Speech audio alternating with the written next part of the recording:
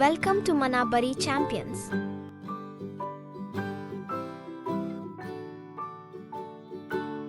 అనగనగా విజయపురం అనే గ్రామంలో రంగయ్య రంగమ్మ అనే దంపతులు ఉండేవారు.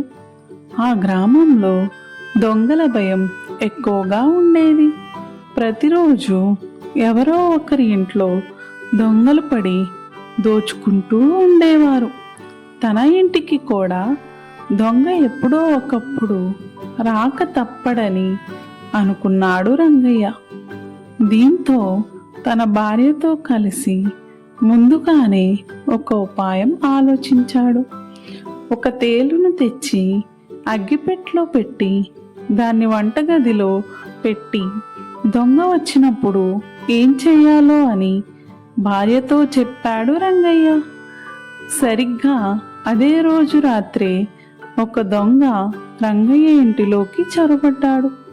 ఇది గమనించిన రంగయ్య భార్యతో పెద్దగా ఇలా అన్నాడు, ఏమే, మొన్న మా పెద్దన్న ఉంగరం తెచ్చి ఇచ్చాడు కదా, అది ఎక్కడ పెట్టావు అని అన్నాడు. దీనికి ఆమె, ఏది, ఆ వజ్రాల ఉంగరమేనా? అయ్యో నా మతిమండ, అగ్గిపెట్టెలో పెట్టి వంటగదిలో ఉంచానండి, దాన్ని తీసి పెట్టెలో పెడదామని మర్చిపోయాను అంది. ఎంత పని చేశావే, అది అసలే లక్షల విలువ చేసే వజ్రాల హారం, అది కాస్త ఏ దొంగ ఎత్తుకుపోయాడంటే మన గతేం కాను అన్నాడు రంగయ్య. ఏం కాదు కాని పడుకోండి, పొద్దున్నే లేచి పెట్టెలో పెట్టేస్తాగా అంది భార్య. అంతే, అంతటితో వాళ్ళు నిద్రపోయినట్టుగా నటిస్తూ పడుకుండిపోయారు.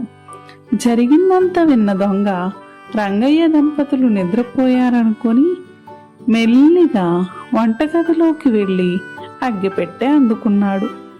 దాన్ని తెరిచి ఉంగరం కోసం చేయి పెట్టాడు. ఇంకేముంది, తేలు దొంగ చెయ్యిని కొట్టేసింది. దీంతో నొప్పికి తాళలేని దొంగ విలవిలలాడిపోయాడు. అయినా కూడా చప్పుడు చేస్తే నలుగురు వచ్చి తన్ని పట్టుకుంటారన్న భయంతో కిక్కురు మనకుండా మెల్లిగా జారుకున్నాడు. ఇదంతా గమనిస్తూ ఉన్న రంగయ్య దంపతులు నవ్వుకున్నారు. అప్పుడు రంగయ్య తన భార్యతో, మా పెద్దన్న ఉంగరం దొంగన్నకు బాగా బుద్ధి చెప్పినట్టుందిగా పాపం అన్నాడు ఎగతాళిగా. దొంగకు రంగయ్య చేసిన మోసం తెలిసిపోయి ఇంకెప్పుడు దొంగతనం చేయకూడదని నిశ్చయించుకున్నాడు. కథలో నీతి, ఉపాయం ఉంటే ముందుగానే అపాయాన్ని తప్పించుకోవచ్చు. Thank you for watching.